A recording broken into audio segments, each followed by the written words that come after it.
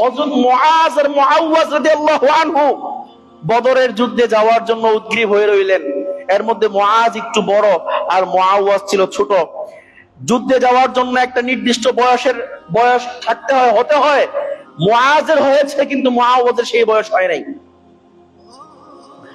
আল্লাহ নবী সাল্লাল্লাহু আলাইহি ওয়াসাল্লাম সকল কাতারবন্দি করে যখন চেক করতে লাগলেন যে কার বয়স হয়েছে, কে যুদ্ধের জন্য উপযুক্ত আর কে উপযুক্ত না, যে উপযুক্ত না তাকে বের করে দেওয়া হচ্ছে, তখন হযরত মুআওয়াজ রাদিয়াল্লাহু আনহু, যিনি ছোট ছিলেন বয়সে, তিনি পায়ের আঙ্গুলের উপর ভর করে লম্বা হওয়ার চেষ্টা করতে লাগলেন। অনেকে আছে না, খাটো মানুষ লম্বা হওয়ার চেষ্টা করে কিনে পায়ের উপর আঙ্গুলের উপর ভর করে। মুআওয়াজ রাদিয়াল্লাহু আনহু যুদ্ধে যাওয়ার জন্য, নবীজির শত্রুদের প্রতিশোধ নেওয়ার জন্য, যারা নবীজির উপর আক্রমণ করেছে, যারা নবীজির গায়ে রক্ত জড়িয়েছে, তাদের প্রতিশোধ নেওয়ার জন্য ছোট্ট সাহাবী, যুদ্ধের উপযুক্ত না, ওই সাহাবী পর্যন্ত পায়ের আঙ্গুলের উপর ভর করে বড় হওয়ার চেষ্টা করতেছে। আল্লাহ নবী দেখছেন, দেখার পরে বললেন, মুআওয়াজ, তুমি তো আসলে উপযুক্ত না, তুমি ছোট, বড় হলে ইসলামের পক্ষে তুমি যুদ্ধ করো, এখন চলে যাও। মুআওয়াজ রাদিয়াল্লাহু আনহু বললেন, না, আমি যাব না, আমি উপযুক্ত, আমি উঁচু লম্বা, আমার শক্তি আছে। আপনি যে আরেকজন সাহাবী জুনদুব রাদিয়াল্লাহু আনহু, তিনিও ছোট ছিলেন, সামুরা বিন জুনদুব রাদিয়াল্লাহু আনহু, তিনিও ছোট ছিলেন, তাকে নেওয়া হয়েছে। মুআওয়াজ বলতেছে, ইয়া রাসূলুল্লাহ, আমি তার চেয়ে একটু বেশি শক্তিশালী, আপনি ডুব লাগায় দেখেন, আমি তার চেয়ে শক্তিশালী, আর যদি আমার চেয়ে দুর্বল লোক যুদ্ধে অংশগ্রহণ করতে পারে, তাহলে আমি কেন পারবো না? ঠিক আছে, চলুন। তখন সামুরা বিন জুনদুব রাদিয়াল্লাহু আনহু আর মুআওয়াজের মধ্যে একটা ডোক লাগানো হইলো। আসলে মুআওয়াজ পারতেছে না, কানে কানে সামুরাকে বলতেছে, ভাই, তুমি তো সিলেক্টেড হয়েই গেছো, এখন তোমাকে তো আল্লাহ নবী এখান থেকে বের করে দিবে না, তুমি সিলেক্টেড হয়ে গেছো, এখন তুমি যদি হাইরাও যাও তোমাকে বের করবে না, তুমি হারলে কিন্তু আমাকে সিলেক্টেড করে নিবে। সামুরা বিন জুনদুব রাদিয়াল্লাহু আনহু চিন্তা করলেন, ঠিকই তো, এই ভাইকে নেওয়া যায়। উনি ইচ্ছা করেই মুআওয়াজের কাছে পরাস্ত হয়ে গেলেন, নিচে পড়ে গেলেন। তখন মুআওয়াজ রাদিয়াল্লাহু আনহু তিনিও সিলেক্টেড হয়ে গেছে। আল্লাহ নবীর সাথে যুদ্ধে যাওয়ার জন্য, যুদ্ধ মানে কি কোন আরামের জিনিস? ট্যুর এটা, যে আপনি কক্সবাজার গেলেন, ওই যে সাদা পাথরে গেলেন ঘুরতে, পাথর তো এখন নাই, দেখবেন কি, ঠিক না, গেলেন ঘুরতে, এইসব জায়গা নাকি এটা? ঘুরতে যাওয়া না, যুদ্ধ মানে প্রতিপক্ষের কাছে অস্ত্র আছে, সেই অস্ত্র দিয়ে আপনাকে মারতে পারে, আপনাকে যে কোনো মুহূর্তে আক্রমণ করতে পারে। আর বদরের যুদ্ধটা এমন যুদ্ধ, যে যুদ্ধে মুসলমানদের কাছে কোনো অস্ত্রই ছিল না। সেই যুদ্ধে যাওয়ার জন্য সাহাবায়ে কেরাম উদগ্রীব। মুআওয়াজ রাদিয়াল্লাহু আনহু সিলেক্টেড হয়ে গেলেন। তখন মুআজ আর মুআওয়াজ, এই দুইজন সাহাবী, ছোট্ট সাহাবীর টার্গেট একটাই, ডেস্টিনেশন একটাই, যে সবচেয়ে বড় কাফের, যে কাফের আল্লাহর নবীকে আমাদের প্রাণের চাইতে প্রিয়, নবীকে গালিগালাজ করত, মক্কায় থাকা অবস্থায় কষ্ট দিত, আল্লাহর নবীর গায়ের উপরে যে ব্যক্তি সেজদায় যাওয়ার পরে উটের নাড়ি বুড়ি ঝুলাই দিছিল, আল্লাহ নবীকে আঘাত করত, আল্লাহ নবীর দাওয়াতি কাজে বাধাগ্রস্ত করত, সেই আবু জাহেলকে আমরা মারবো, আর কাউকে না।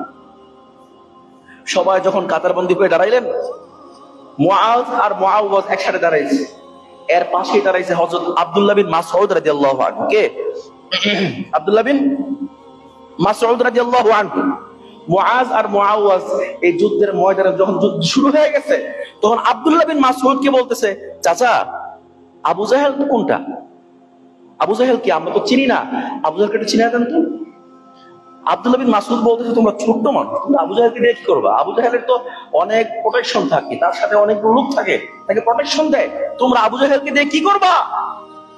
হযরত মুআজ রাদিয়াল্লাহু আনহু বললেন, হে আমার চাচা, শোনেন, শুনেছি মক্কায় থাকা অবস্থায় নাকি এই আবু জাহেল আমাদের প্রাণের চাইতে প্রিয় নবীকে কষ্ট দিত, আমাদের প্রাণের চাইতে প্রিয় নবীর উপর আঘাত করেছে, তায়েফের প্রান্তরেও নাকি মানে লোক দিয়ে, তার লোক মারফত তায়েফের লোকদেরকে দিয়ে আঘাত করিয়েছে।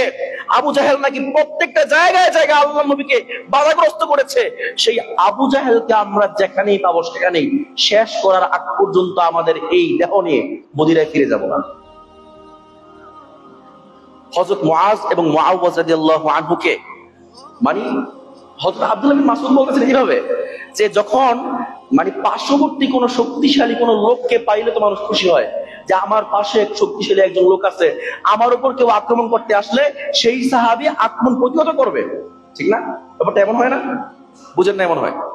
আপনার পাশে শক্তিশালী আপনার সহযোগী একজন আছে, তখন আপনার ভিতরে একটা কি সাহস জাগবে যে যদি কোনো কাফের আমার উপর আক্রমণ করতে আসে, আমি যদি নাও পারি, আমার পাশে যে শক্তিশালী আছে সে কি প্রতিহত করবে।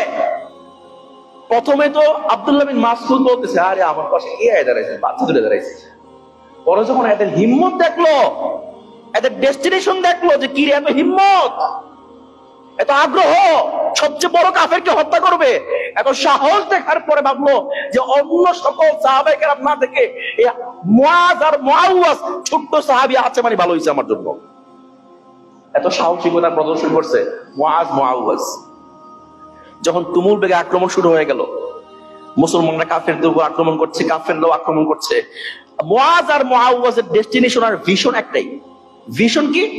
একটাই, চোখ রাখতেছে বারবার যেন আবু জাহেল যেন চোখের আড়াল হয়ে না যায়। আবু জাহেলের উপর চোখ রাখতেছে। আবু জাহেলকে একা অবস্থায় একবার পাওয়া গেল, যে আবু জাহেলের সাথে আর কেউ নাই, সব কাফেররা পরস্পর যুদ্ধ করতেছে, মুসলমানদের সাথে যুদ্ধ করতেছে, আবু জাহেল একা দাঁড়িয়ে আছে। তখনই এই দুইজন ছোট্ট বালক মুআওয়াজ একেবারে বাস পাখির ন্যায় গিয়ে আক্রমণ করে বসলো। তারা তো ছোট্ট, আর আবু জাহেল অনেক উঁচু ছিল, ঘোড়ার উপরে, অনেক উঁচু ঘোড়ার উপরে, তারা তো লাগল পাচ্ছে না। একজন মুআজ ঘোড়ার পায়ের উপর আঘাত করছে, পা কেটে গেছে, আবু জাহেল নিচে পড়ে গেছে, আর মুআওয়াজ রাদিয়াল্লাহু আনহু আবু জাহেলের মাথায় আক্রমণ করে বসছে, গায়ে আক্রমণ করছে। আর এদিকে আবু জাহেলের ছেলে ইকরিমা, তিনি তখনও মুসলমান হন নাই, পরবর্তীতে তিনি মুসলমান হয়েছেন। এই ইকরিমা সে যখন দেখলো বাপের উপর আক্রমণ হয়েছে, সে তখন ব্যাঘ্রের মতো এসে মুআওয়াজ রাদিয়াল্লাহু আনহুর গায়ের উপর আঘাত করছে। আঘাতের কারণে তার হাত একটা পড়ে যাচ্ছিল, মানে এত জোরে আঘাত লাগছে, হাত আর নাই, শুধুমাত্র একটু লেগে আছে। তিনি এক হাত, ডান হাত তার পড়ে যাচ্ছিল। এই পড়ে যাওয়া হাতটা কোন রকম লেগে আছে চামড়াটা, এই হাত নিয়ে হযরত মুআওয়াজ রাদিয়াল্লাহু আনহু যুদ্ধ চালিয়ে গেলেন। যুদ্ধ বন্ধ করতেছেন না, কাফেরদের উপর এই অবস্থায় আক্রমণ চালিয়ে যাচ্ছেন, আক্রমণ করছেন একের পর এক ছোট্ট সাহাবী মুআওয়াজ। কিন্তু এই ঝুলে থাকা হাতটা নিয়ে যুদ্ধ করতে সমস্যা হয় না? যুদ্ধ করতে সমস্যা হচ্ছিল, এই জন্য ঝুলে থাকা হাতটা পায়ের নিচে রেখে টান দিয়ে হাতটা ছিঁড়ে ফেললেন, যাতে যুদ্ধ করতে সমস্যা না হয়।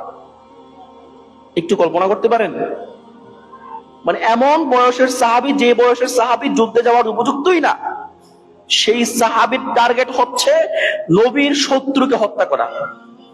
আর হত্যা করতে গিয়ে নিজের হাতটাকে কুরবান করেছে, হাতটাকে দিয়ে দিয়েছে। আর হাত নিয়ে, এই ঝুলে থাকা হাতটা নিয়ে যুদ্ধ করতে কষ্ট হচ্ছিল বলে তিনি এই হাতটা পায়ের নিচে রেখে টান দিয়ে ছিঁড়ে বাম হাতে অস্ত্র নিয়ে যুদ্ধ করছিলেন। এমন সাহাবী হযরত মুআওয়াজ রাদিয়াল্লাহু আনহু।